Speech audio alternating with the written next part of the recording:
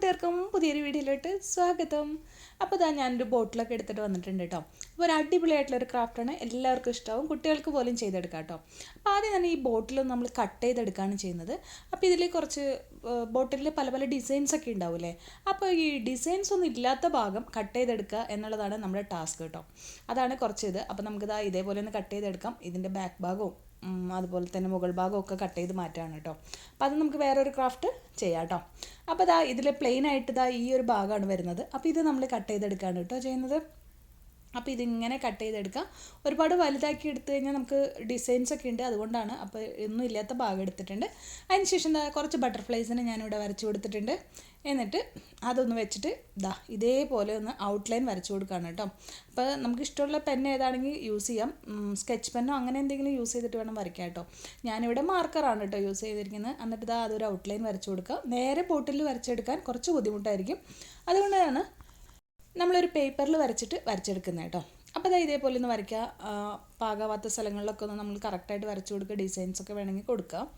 എന്നിട്ട് അത് കറക്റ്റായിട്ട് കട്ട് ചെയ്ത് കൊടുക്കുക. നമ്മൾ ആ വരച്ചതിൻ്റെ അടുത്തോടെ കട്ട് ചെയ്ത് കറക്റ്റ് നമ്മുടെ ബട്ടർഫ്ലൈനെ കട്ട് ചെയ്തെടുക്കുക കേട്ടോ. നാശമായി പോവാതെ കറക്റ്റായിട്ട് ഭംഗിയായിട്ട് കട്ട് ചെയ്തെടുക്കണം. അപ്പോൾ കുറച്ച് ബുദ്ധിമുട്ട് വരുന്നത് നമ്മുടെ ആ ഒരു ബട്ടർഫ്ലൈയുടെ ആ ഒരു കൊമ്പ് പോലത്തെ സംഭവം ഉണ്ടല്ലോ, അവിടെയാണ് കുറച്ച് ബുദ്ധിമുട്ട് വരിക. അതൊന്ന് കെയർഫുള്ളായിട്ട് കട്ട് ചെയ്താൽ മതി കേട്ടോ.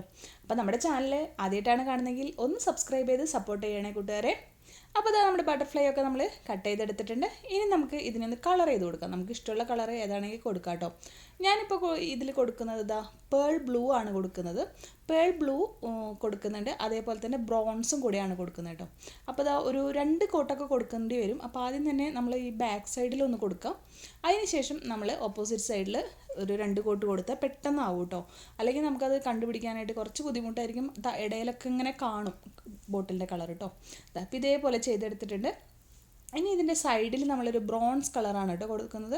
അത് അത്രയും ഇങ്ങോട്ട് വിസിബിൾ ആവുന്നില്ലല്ലേ. ഞാനപ്പോൾ അത് ഫുള്ളായിട്ട് ചെയ്ത് കഴിയുമ്പോൾ നിങ്ങൾക്ക് കാണാൻ പറ്റും കേട്ടോ. അപ്പോൾ നമുക്ക് കാണാം. അപ്പോൾ ഞാൻ ഉള്ളിലും കൊടുക്കുന്നുണ്ട്, അതുപോലെ തന്നെ ഓപ്പോസിറ്റിൽ നന്നായിട്ട് കൊടുക്കുന്നുണ്ട് കേട്ടോ. അപ്പോൾ ഇതേപോലെ നമ്മൾ ബട്ടർഫ്ലൈ ചെയ്തെടുത്തിട്ടുണ്ട്. കണ്ടോ, ഗോൾഡൻ ബ്ലൂ കളറിലും അതുപോലെ തന്നെ ബ്രോൺസ് ആൻഡ് ബ്ലാക്ക് കളറിലും 2 ബട്ടർഫ്ലൈസാണ് ഇവിടെ നമ്മൾ ചെയ്തെടുത്തിരിക്കുന്നത്. അപ്പോൾ നമുക്ക് ഇഷ്ടമുള്ള അത്രയും ബട്ടർഫ്ലൈസ് നമുക്ക് ചെയ്തെടുക്കാം കേട്ടോ. ഇത് അത്രയും കൂടെ ഉണങ്ങിയിട്ടില്ല, അതുകൊണ്ട് തന്നെ കയ്യിൽ ഒട്ടിപ്പിടിക്കുന്ന ഒരു സംഭവമൊക്കെ ഉണ്ട്. ഇനി വേണമെങ്കിൽ നമുക്കൊരു പ്ലെയിൻ പേപ്പർ എടുത്തിട്ട് ഇതേപോലെ വെച്ചിട്ട് വോളിൽ ഡെക്കറേറ്റ് ചെയ്ത് വെക്കാം. നമ്മളൊരു പേപ്പർ കൊണ്ട് ഉണ്ടാക്കിയില്ലേ ബട്ടർഫ്ലൈ, അതേപോലെ നമുക്ക് വോൾ ഡെക്കോറായിട്ട് ഇതേപോലെ വെച്ച് കൊടുക്കാം. അപ്പോഴും നല്ല ഭംഗിയാണ്. ഇത് നമ്മൾ ഉണങ്ങി കഴിയുമ്പോൾ ഇതിനൊന്ന് ജസ്റ്റ് ഇങ്ങനെയൊന്ന് പിടിച്ച് ആക്കി കഴിഞ്ഞിട്ടുണ്ടെങ്കിൽ ഒരു ബട്ടർഫ്ലൈ വിരിഞ്ഞിരിക്കുന്ന ഒരു അവസ്ഥയിൽ വരും കേട്ടോ. അപ്പോൾ കുറച്ചുകൂടെ ഭംഗിയാണ്. നമുക്ക് ആദ്യമേ വേണമെങ്കിൽ ചെയ്യാം, പെയിൻറ്റ് ചെയ്യുന്നതിന് മുന്നേ ചെയ്യാം, അല്ലെങ്കിൽ പെയിൻറ്റ് ഉണങ്ങിയതിന് ശേഷം നമുക്ക് ചെയ്യാം കേട്ടോ.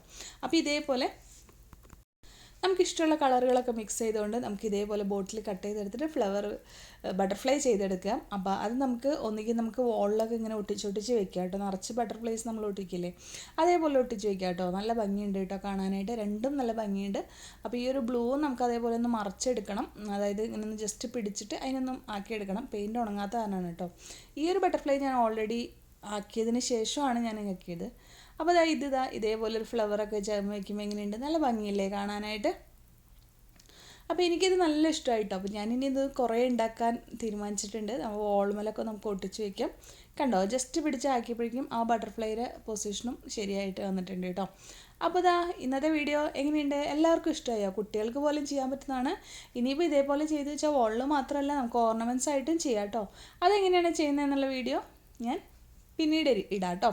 അപ്പോൾ എങ്ങനെയുണ്ട് നമ്മുടെ ബട്ടർഫ്ലൈ? ജസ്റ്റ് ഇങ്ങനെയൊന്ന് പിടിച്ച് ആക്കി കഴിഞ്ഞപ്പോൾ നമ്മുടെ ബട്ടർഫ്ലൈ കറക്റ്റായിട്ട് ഇരിക്കുന്ന പോലെ ഉണ്ട് അല്ലേ.